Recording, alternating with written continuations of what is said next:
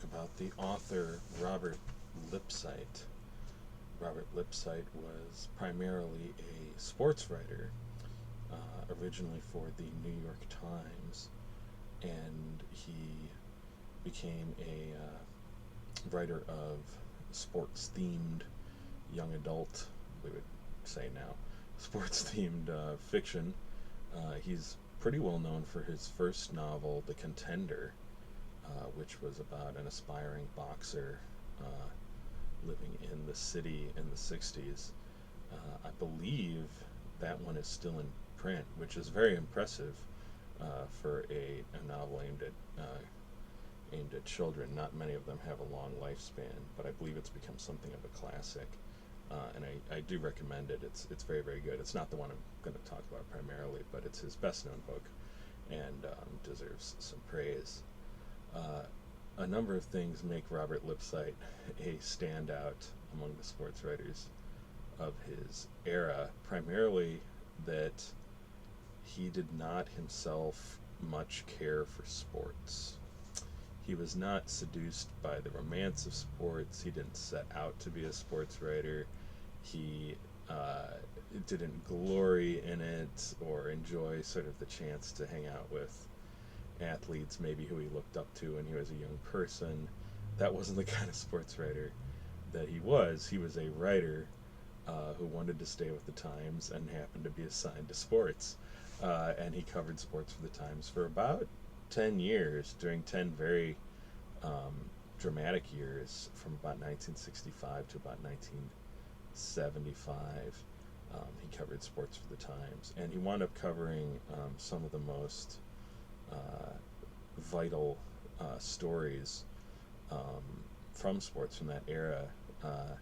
This is when we were into what Philip Roth, I think, called the demythologizing decade.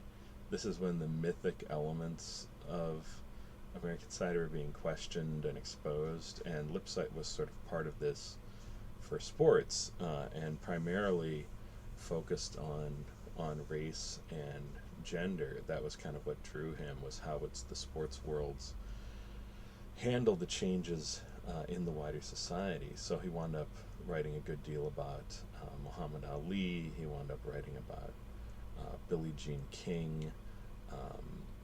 He was a sports writer who wrote about not the details of the games themselves, or even sort of the biographical profiles of the players. He wrote about the point, how sports fit into the wider world, and how the wider world affected sports and what they wanted from it. And because of that, his work has real lasting interest to this day. He also, I just throw this out there, kind of general interest, he's one of the only sports writers who was singled out for praise by Hunter S. Thompson, the well-known gonzo journalist who wrote Fear and Loathing on the Campaign Trail and Fear and Loathing in Las Vegas, and making him sort of a literary icon. In one of his early books, Thompson himself was a sports writer and wrote a lot about sports, and criticized sports writing heavily as kind of a hack, derivative, joyless practice. But he did single out Lipsyte as one of the few exceptions, which, for those who care about such things, sort of like a nod, is sometimes helpful in determining who to read. So Lipsyte wrote two primary books on sports writing. The first, at the end of his time at the Times, was called Sports World, and it was sort of like a summation and a collection of all of his work, and a sort of a this is what I have learned kind of book from all these years. And the second was near the end of his life. He wrote a memoir called An Accidental Sports Writer, which tells you everything right there. He wanted to be a writer, and he wanted to work for the Times, and he wanted to make a living as a writer, and so, he wound up writing about sports because that was the field in which he had sort of established himself and had a name. In between those books, he wrote other collections of books about sports history. He wrote quite a lot of biographies of athletes for young people, and I think he wrote a couple other novels, although they were not as successful as The Contender. But getting back to these two books, Sports World and An Accidental Sports Writer. In Sports World, which came out in, I believe, 1975, just about there, which was a very kind of culminating moment of all this demythologizing of U.S. institutions. I think that might have been some kind of high point of societal, cultural self-criticism and willingness to sort of believe almost anything that like U.S. institutions are capable of, almost any degree of hypocrisy. And the book has some of that, but not so much as to ruin it or to make it a period piece or to make it impossible to connect with. It primarily focuses on this image that Lipsyte creates and delves into, which is that sports serve as a fantasy world, an ongoing 24/7 fantasy world that the real society, the regular society, gets to dip into when they need. That they step into this ongoing epic that never ends and has its reliable high points and its beats, that gets a little adulterated when it's like too visibly in touch with the real world, and that this is really the root of people's anger at moments when the sports world is revealed to be part of the actual world. They want it to be a fantasy, and they don't want to hear about racism, they don't want to hear about sexism, they don't want to hear about the gritty details of sort of the industrial maneuverings of unions and owners, unless it can be sort of made into a part of the fantasy itself, which has happened a great deal in the last 50 years. And they especially don't want to hear anything that pops the fantasy bubble. That the outcomes of the games really matter in some way. Lipsyte did not grow up in this bubble or using it, so as a fully grown adult, before he learned about it, he was able to sort of see it with a little more of a cold eye, and points out that the sports fantasies we create are often linked to injustice and prejudice and a kind of obsessive uh, cultural conservatism. He points this out most clearly in his stuff about Muhammad Ali, who he knew over a long period of time. He wasn't just someone who ducked in when Ali was hot and then ducked out again. He knew him reasonably well enough to get some sort of handle on when he was joking, for example, which Ali often was. He was an extremely playful and witty person, and this people didn't always expect this of him, and they would go away offended or confused, and it's just a joke. So Lipsyte gives an example of this mythologizing in a he was there at an important moment in Ali's sort of public career. So Ali was drafted, and he was considering whether to report for his draft, and his religion and his instincts were sort of speaking against it, but he hadn't made a full decision yet. So he was being really surrounded and hounded for this decision, not just by like reporters, but by like other athletes, people in his family, or so on.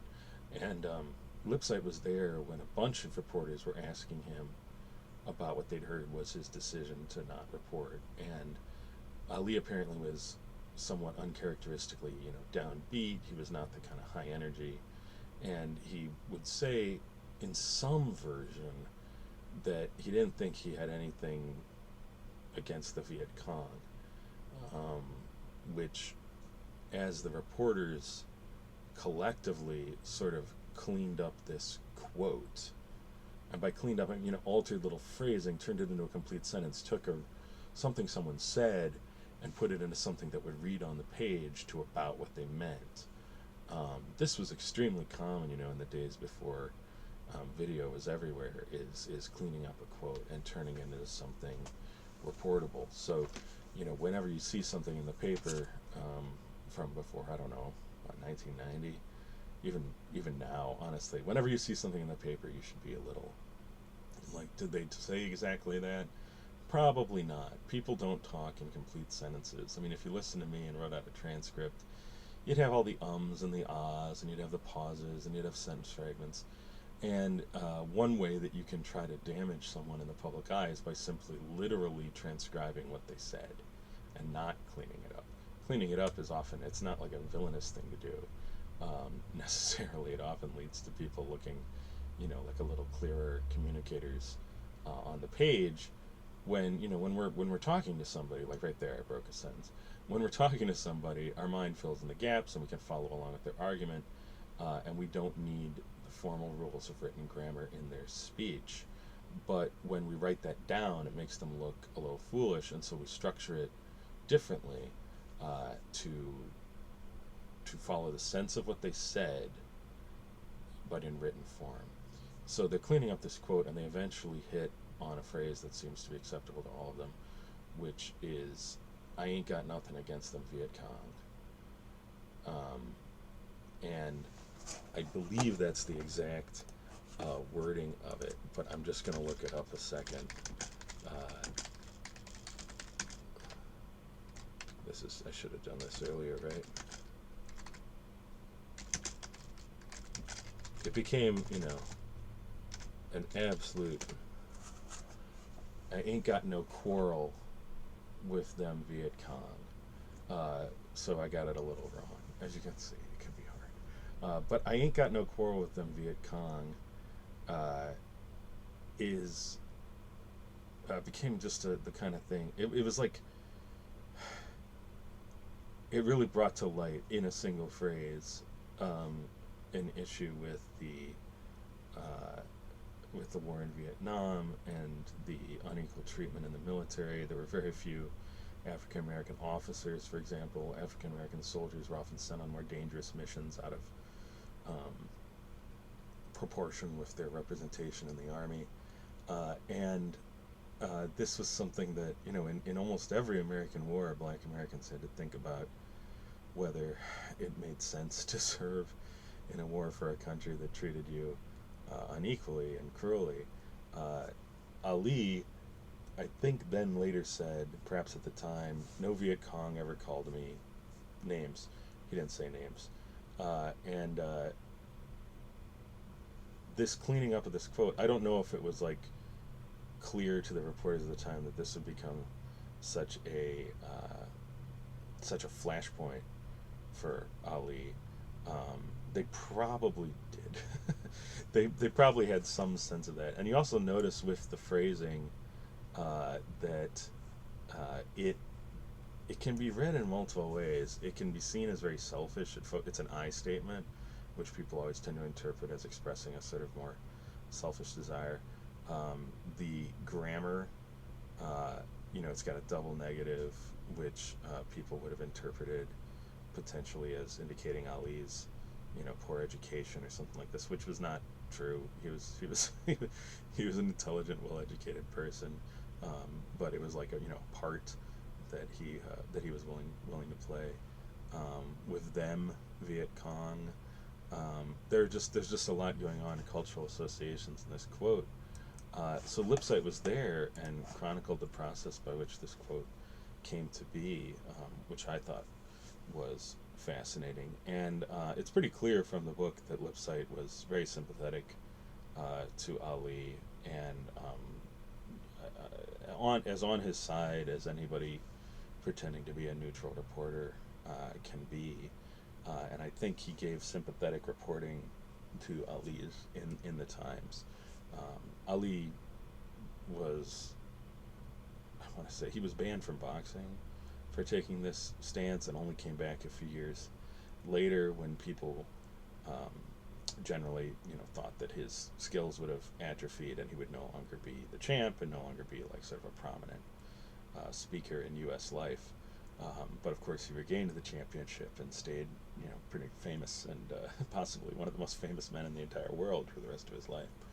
Uh, just to, finish off that part of the story.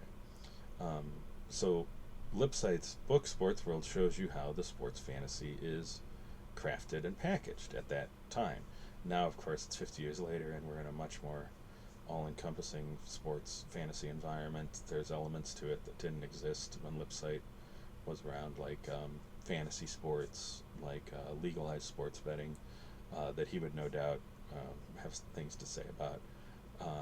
And he also does a good job of showing he touches on the emergence of what I think is now called the sociology of sport, because that's really what his journalism was looking at. Is not the sports itself, just reporting the sports. There's people who can do that, and it's like salesmanship for practice.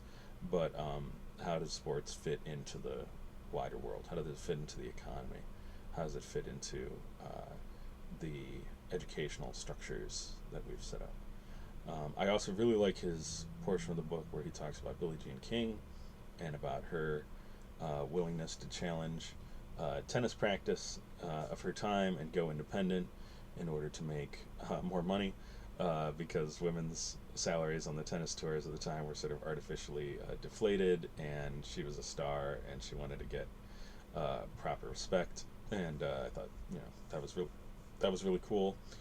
He talks a bit about her. Well, this is in his second book, so let's go to his second book. So, Accidental Sports Writer is about 40 years later, I want to say, and he's in his 70s looking back over his career, and it's a really fun, fascinating memoir. He talks about how he never intended to be a sports writer. He talks about the writers he knew who sort of encouraged him. He talks about the efforts of being an independent freelance writer and what that took. He talks about Ali. He talks about Billie Jean King. He tells stuff that he didn't report at the time because it would have been seen as too controversial. So it's it's fun to have someone look back in this, and he tells a really interesting story to me. Anyway, I think it's interesting to people who follow sports. It should be interesting. So when Mickey Mantle, everyone's heard of Mickey Mantle. Mickey Mantle was like the baseball player for a while. He was like the one that almost everybody at least knew who he was and about him. He was a great player for the Yankees. He was bedeviled by injuries his whole career, and he never quite, but still absolute superstar. Set many lifetime records, and was kind of famous as a personality, a little bit, a bit of a goofball, kind of hard drinking, um, kid in the city kind of impression that people, public image that was created for him. So Mickey Mantle died of, I believe it was cancer, in the late 90s, and right before he died, he had gotten an organ transplant, and there's some question of how he got that organ transplant, because he was only put on the donor list at the last minute, and somehow they found one for him very quickly. So Lipsyte reported on this at the time, right after his death, and a couple years later, Lipsyte gets a call from Bob Costas, the well-known sports commentator. He's one of those guys who's drunk Dick Clark's immortality juice. He looks like the same all the time, and he reports on the Olympics and any major event. He's like, in sports media, he's pretty Olympian. He's like Zeus. Hang on, I gotta have a sip of tea here.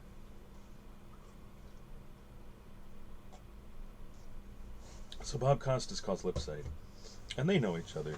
Costas is from sort of the next generation of sports commentators after Lipsyte. Lipsyte had done a little TV work now and then in his career, by the way. He wasn't like averse to that, and he had no deep prejudice against TV, which some print journalists have been known to have. So they have dinner, and Costas, they talk about this and that, and they catch up. They have a common interest, and they know all the same people and this kind of stuff. And Costas tells him, we admired your writing so much when we were growing up, my generation of guys. Like, we could tell you were trying to do something different with sports writing.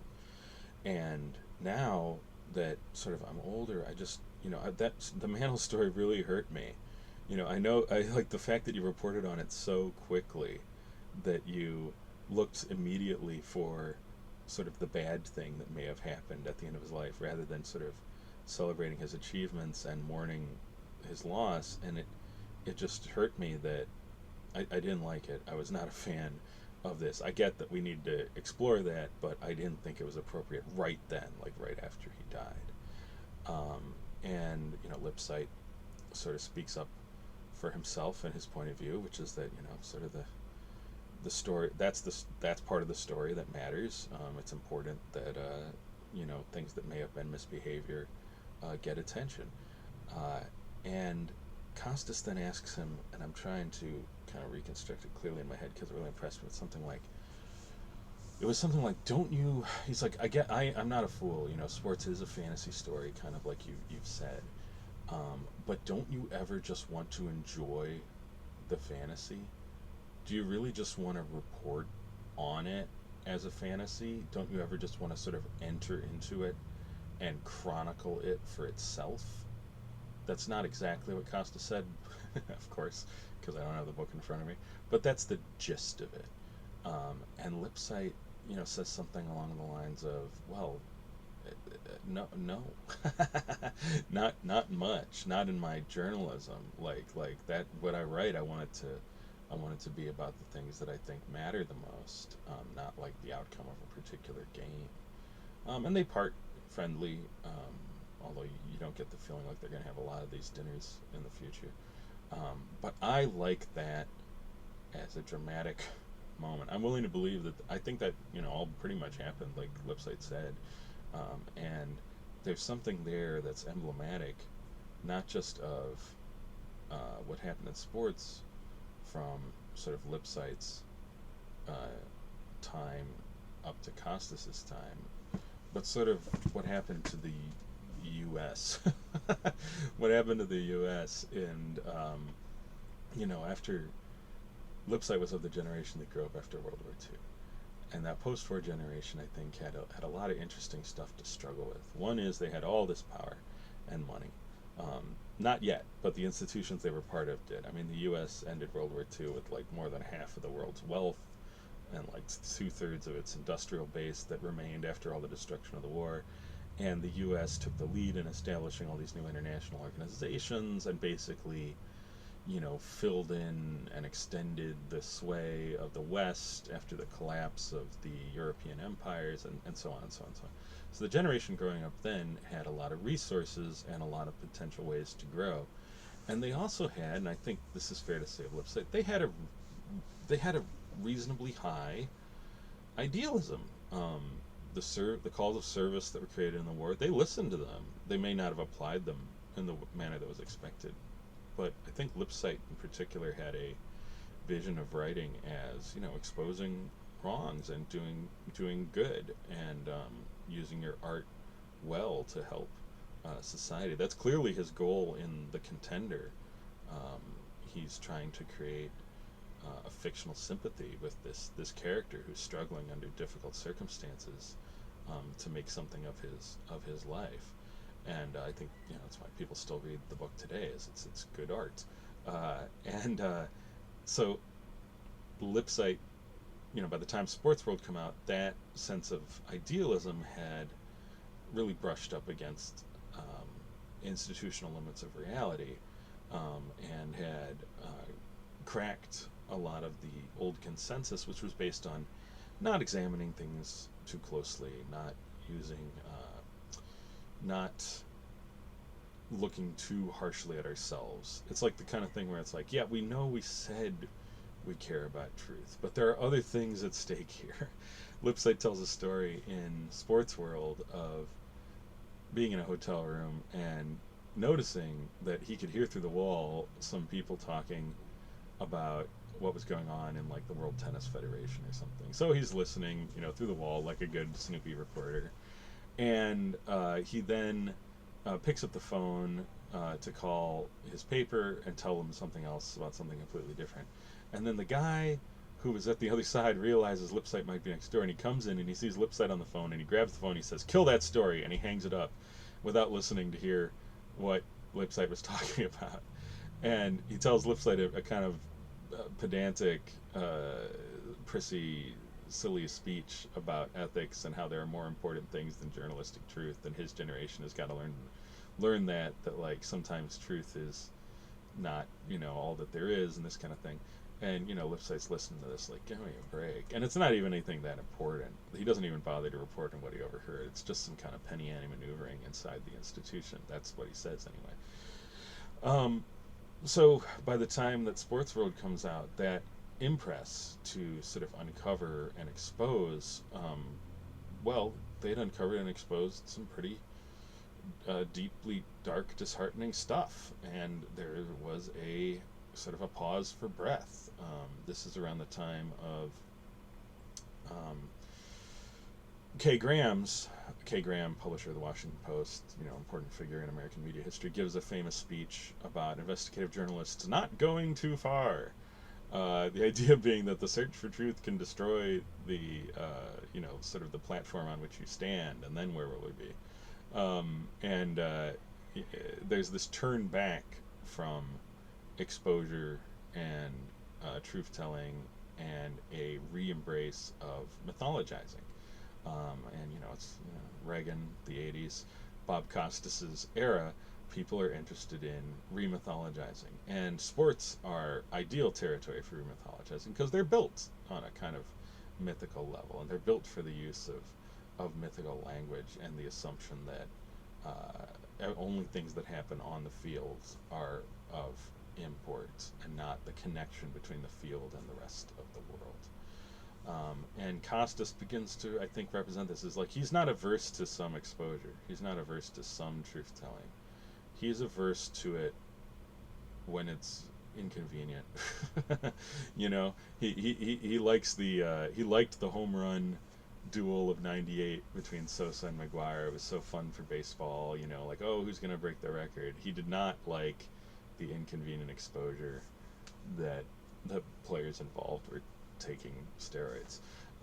He put up with it, but he didn't like it. He didn't think that it was helpful or enjoyable, and he kind of wants to do that and then push it off stage as quickly as possible and get back to the remythologizing of the fantasy. I'm not singling out Costas. I don't really know too much about the guy, and he's probably better than some in his appreciation that yes, sometimes we need to tell the truth, but when push comes to shove, his instinct is to keep the mythology going, the mythology about who we are and the mythology about sports. And as we're like right now, with all the stories from sports about like the NFL's blatant lack of concern for player health, a really dramatic moment in this kind of relationship that I'm arcing was recently when one of the players, on national TV was unconscious and being treated for minutes on live TV, and people were genuinely concerned that they were about to watch someone die, someone who had died for their entertainment, which would force everybody to ask a lot of uncomfortable questions about themselves that they don't want to ask, that they go to sports specifically not to ask.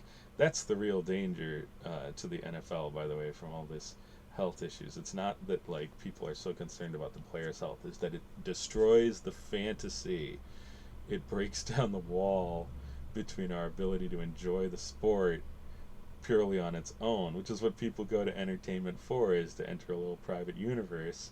So if they can't create that private universe in a way that people find it ethically acceptable to enter, it will break down their audience, and they will have to do something to get it back, or go the way of all things. There's nothing that says that any one given sport has to last forever.